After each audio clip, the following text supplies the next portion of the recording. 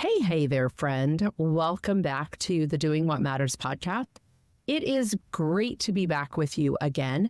As many of you know that have been listening along, we are in a series about the 7 P's of business. This is a piece of content that I have been developing and using with my clients for several years.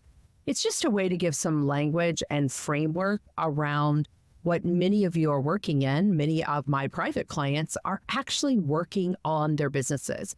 And one of the things that I think God has gifted me with is the ability to take something that might feel complicated and simplify it down a little bit for the everyday, ordinary person and take the complexity out of it. And one of those things that I've been able to do is talk about this idea of building a business around these 7 areas. Now, by no means are these the absolute in detail, everything that we would do in each of these areas, but this is going to give you a really good framework.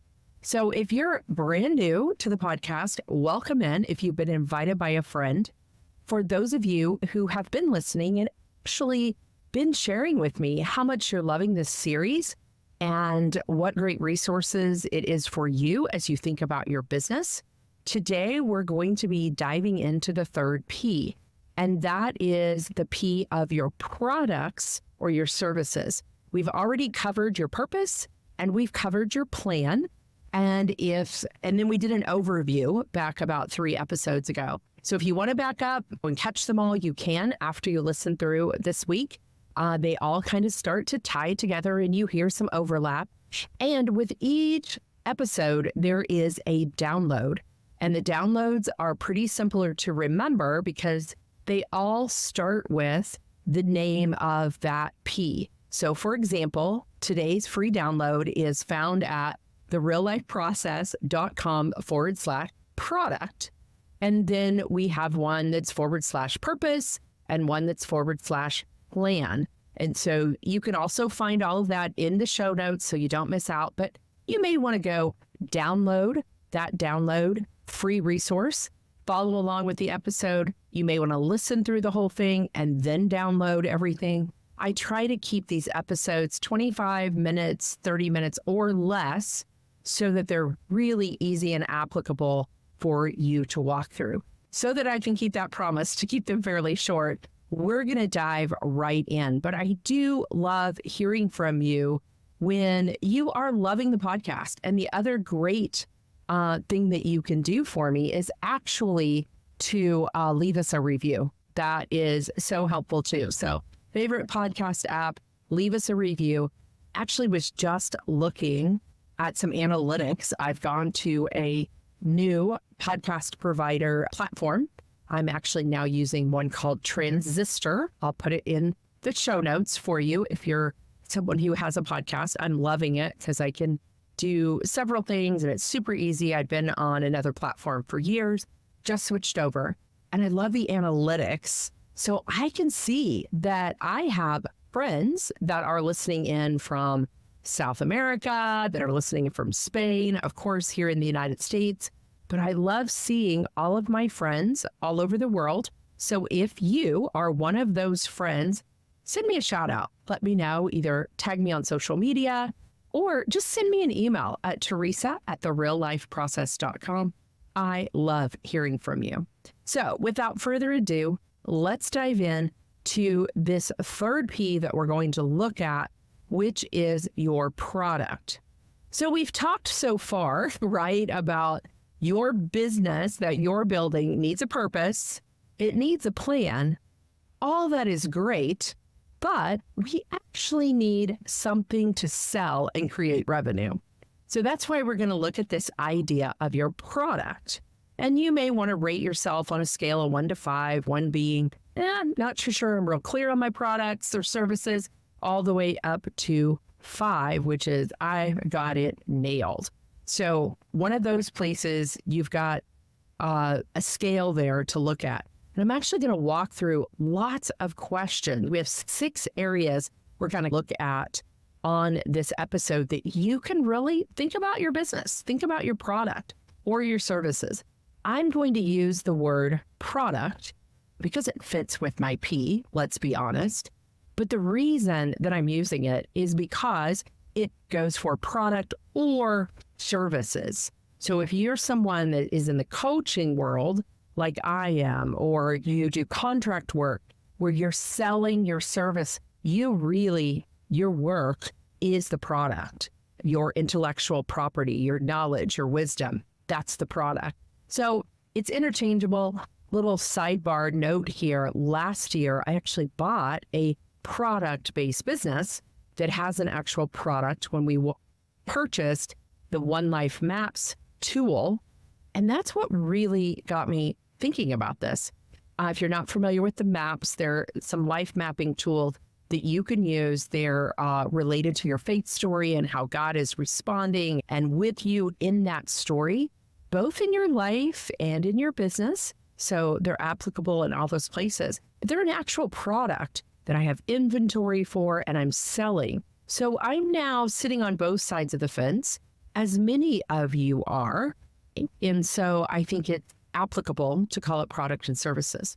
So let's dive into these kind of 6 areas. Again, not all inclusive, but my goodness, if you can define these questions and answer these things, you're going to be rolling really strongly in the right directions. And it took me a couple of years to get to here. Now, when I work with entrepreneurs, small business owners, solopreneurs, many times people are in a hurry to get to here. And I realize that we want to have revenue and sales quickly as possible. But I'm here to assure you, if you're on this journey, it can take a while to nail down what is going to resonate with your audience, with your customer, with your clients, however you use that word. And there's a couple of things that come into play here. So if we want to create a standout product or service, and that's what I want you to be able to do with a clear understanding then of what you're offering to your customers, your clients, then let's look at these steps. The first one is, as we develop out your product or service, is to what problem are you solving? I forgot to mention, let me just pause right here. If you love YouTube and you'd like to watch this on YouTube, I actually have the download up on YouTube right beside me on the screen, and you can watch along. So that's another option for you if you like to take in content of your podcast through our YouTube channel at The Real Life Process. So it's a channel on YouTube. Just search it and you'll find it. But anyway, back to our first step. What problem are you solving? What specific issue does your product or service solve? Because if you don't have something that solves a problem, people probably aren't going to purchase it. Now, that being said, there's lots of ways to reframe something so that it solves a problem. Many people, and I'll just use this for an example, and I don't know exactly why this popped in my head, but I'll use it, is the idea of maybe you know how to play guitar. And it's a skill, it's a hobby that you actually do. And a few people have asked you if you would teach them guitar, if you would give them lessons. Well, now you're solving a problem. You did just play a guitar, it was your hobby, but now you're actually solving the problem of teaching them lessons. And you can do that in lots of different ways. You could have a community of people wanting to learn to play the guitar and they pay a membership. You could just teach guitar lessons in your home. You could teach group lessons to several people. You could teach online. We're going to talk about all those things. But do you get the idea that I know how to do something, or I've even paid money to be trained in how to do something, or I have a natural gift to be able to help people solve a problem, and they would exchange money for my expertise, my knowledge, my content, or my product. So that's solving a problem. And you can do that in lots of different ways. And then describe simply and straightforwardly how it would do that. Now, one of the tools that you might want to do is just grab a piece of paper and use a mind map. Put the problem in the center and all the ideas that you have around solving that, and then actually write that out into a short sentence, which will take us to a second part of this developing out of your product or services is what makes you unique. So now we get a little bit next step down. I'm going to stay with my guitar player, right? So there are a lot of different ways to play the guitar. I remember when my daughter was younger and she and I'm not sure she really wanted to, but we decided she was going to take violin lessons. Well, she was super excited about violin. Really what she wanted to play was the fiddle. Same instrument, just different music, different technique. And she ended up playing classical violin for several years. It really wasn't what she wanted to do. She wanted to play country. She wanted to play the fiddle. So that's what I mean by unique. Our guitar instructor could play a certain kind. He could play acoustic or electric or bass. There's all different kinds of styles from bluegrass to country to jazz. So list the features of what makes your product or service unique. Now, I know for many of you listening, the industry that you're in helps you define that uniqueness. And you can write that down. I'm a life coach. I'm a med spa owner. I am in the health industry and I work around this certain thing. I am an attorney who works with these kinds of clients, or a doctor. So start to list all the features that makes your product or your services unique. Okay. And then pick out some of those features that make you stand out. So you might have this massive list, 15, 20, 30 things. Even you could have mind mapped it, again, using that tool. But now I want you to just pick out maybe the 5 to 8 things that you really think are your standout. Now, if I was doing this exercise, and I have, one of my standouts is, I think, that ability to make things that are hard simple. So that's a uniqueness for me. I also have created my own process for living your rule of life, living the way you want to live your life. That is a unique feature for me in my services. So those are just some examples of what makes you unique. Is there a certification? Is there an expertise? Is there a machine or a product that you know how to operate or do? Have you done extra schooling? Do you just have a natural God-given gift that you feel like makes you stand out? Now let's move on to step 2. So we've got step 1, we've defined our product, what's unique and what are the standout things. And now let's look at the benefits. If it doesn't have any benefits, nobody's buying. So we want to make sure there's some benefits. Turn those features into benefits. For each feature, so that's the 5 to 8 things, how does this help your customer or your client? So how does that help your customer or your client? Let's go back to my guitar guy. So my guitar guy, we're going to say he teaches country. He teaches how to play the guitar in a country style, maybe an electric guitar in a country style. And one of his benefits, one of his specialty things is he's been doing that in the industry for 20 years. So he has experience that will help his client. He knows the styles that are being played right now in country music. That will help his client. So start to think about benefits to that feature. What's the benefit? So experience is a benefit. Learning certain licks or certain things. You may have a product that you sell that you know the benefits. You know what it's going to do for your client. You may have a treatment that you do that you know what it's going to do for your client. And so it's a feature to a benefit, feature to a benefit. As a coach, you may have an assessment or a process. So it doesn't matter what industry you're in, or even if you're creating a brand new one, friend. What is the problem you're solving? What are the features and what are the benefits?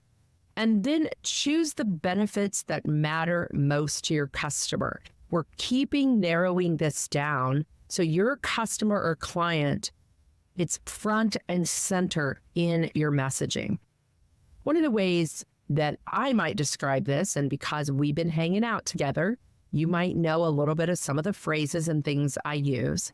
So I often say this term of, if you're living with your hair on fire, I can help you live from a place of rest, not rush. So I can help you live from a place of rest, not rush. One of the ways I do that is to help you simplify things down, make sense of things, give you a framework for your business and your life. And that's part of my marketing. So it went all the way up there from that unique in step 1 to step 2, now to step number 3. We're moving through this products and services. So step 3 is now we need to turn our attention to our audience a little bit more. It's really been on them the whole time, because if we can't solve their problem, they're standing over there yelling at us from one side of the big ravine in between us and them. And they're saying, hey, I'm over here. And we're like, well, I really don't care if you're over there. I'm over here, and this is what I want to do. Not going to love your client or your customer well. So we want to outline, who's going to love this product. So we're at a both end. We're standing on both sides, looking over there saying, what are they asking for? And what do I have? And it's a back and forth. So think about their age, their habits. What are they like? This is another place that you can use a mind map. What are their values? What is their demographic, their psychographic? What do they like? What do they think? Where do they hang out? We want to find as much out about that person that's standing on the other side of the cavern, other side of the mountain, that little gully in between us. We want to know as much about them and love them as best we can to say, what's the language they're speaking? What are the terms that they use? Start to listen to them. Start to hear what they say. My clients say, I'm so busy.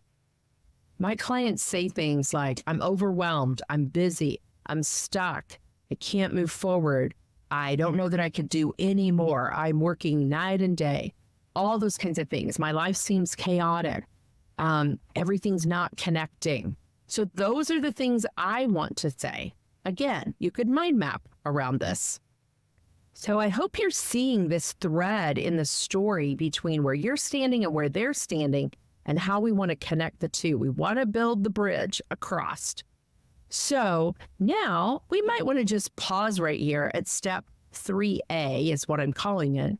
And it's connected to this idea of research a little bit, and just say, who's out there doing what I'm doing? Not that it matters a whole lot, but for some of you, just to calm the nerves, for some of my friends that are listening right now, that are going, well, somebody else is already doing that. Here's what I want to say to you.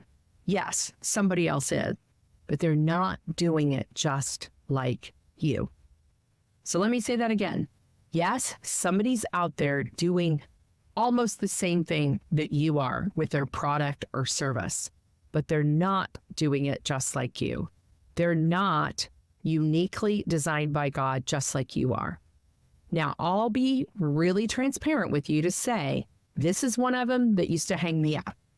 I was like, oh, there's so many people out there that have this same message of helping you in your life and helping you to find your rule of life and helping business owners do business better and with more clarity. But you know what?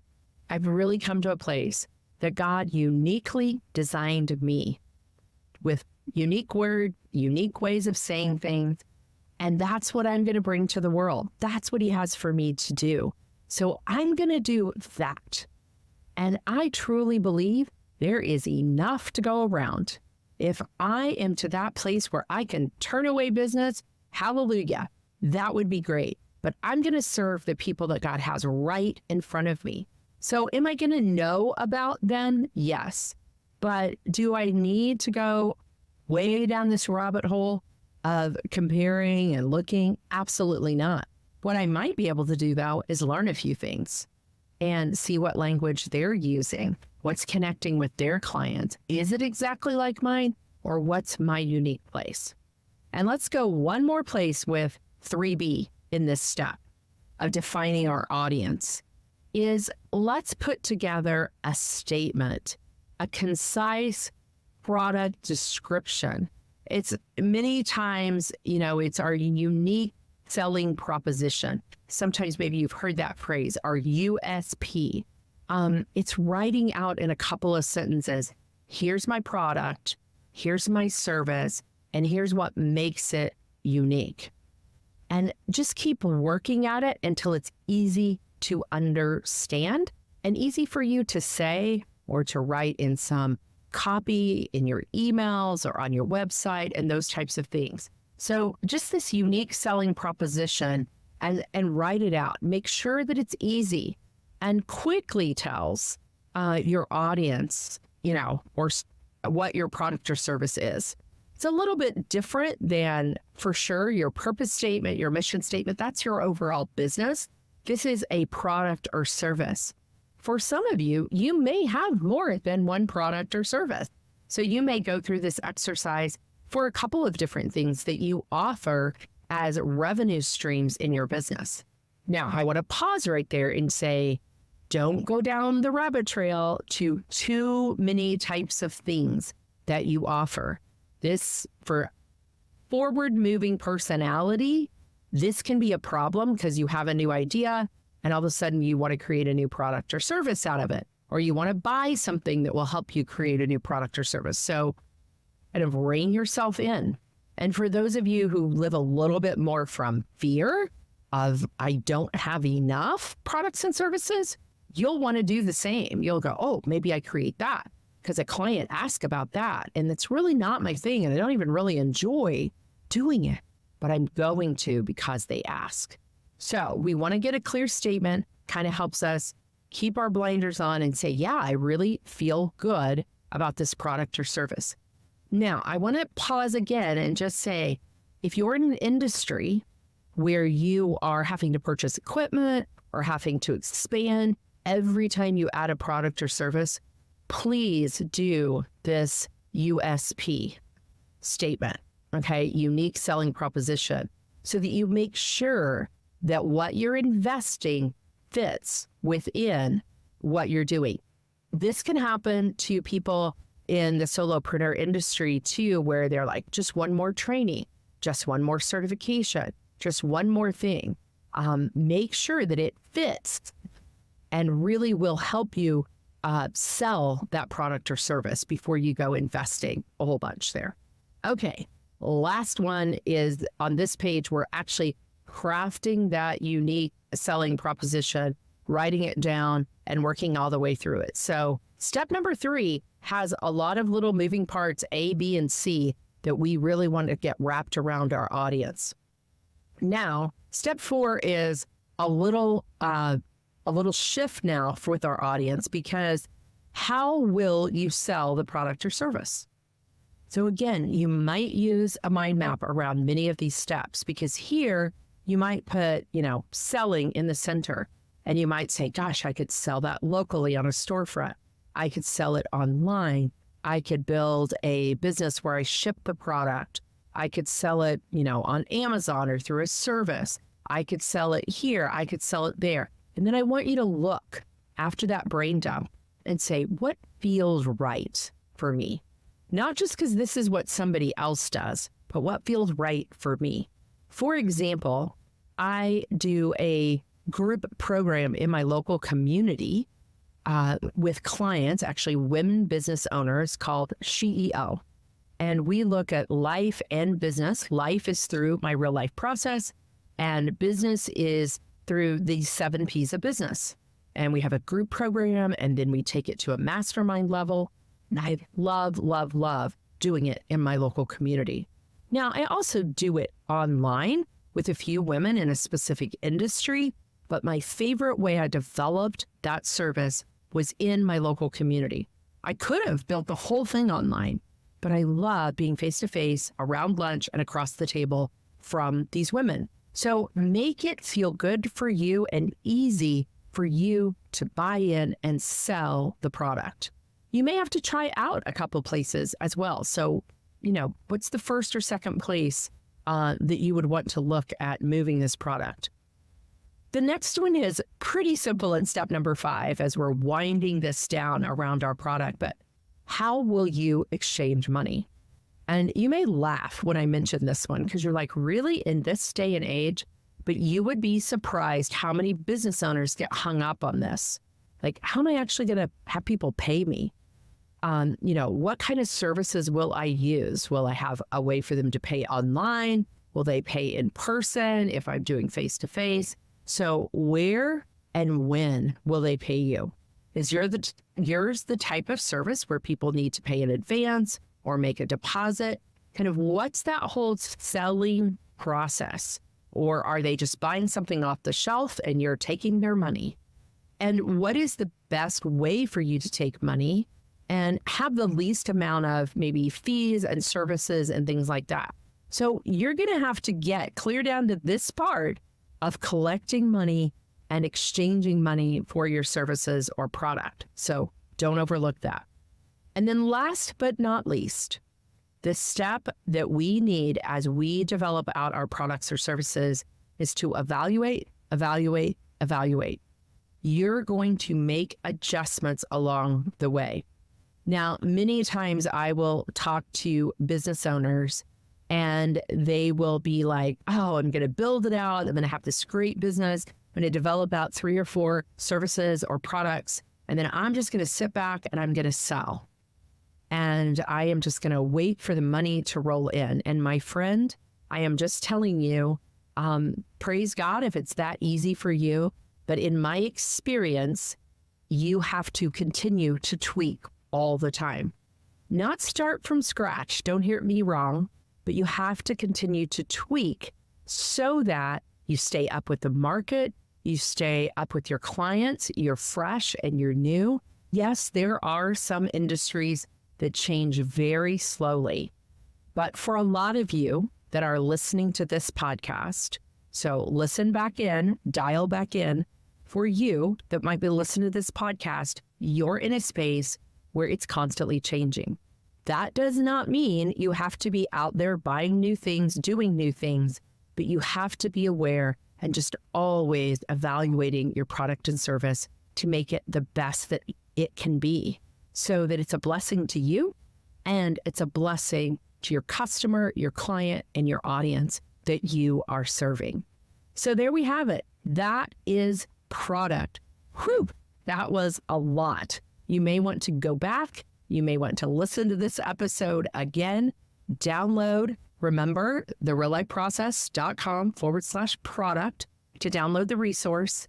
And it ties in with your purpose and your plan. That's the balcony stuff.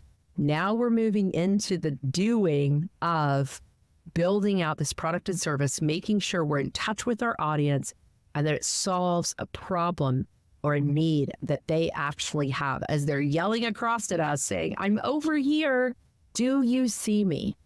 And I know as I speak with you, as you listen into the podcast, that you have something that you feel that it is your God-given gift to do what you're doing. So I just want to encourage you to dive in to this product and service, dive into your purpose and your plan.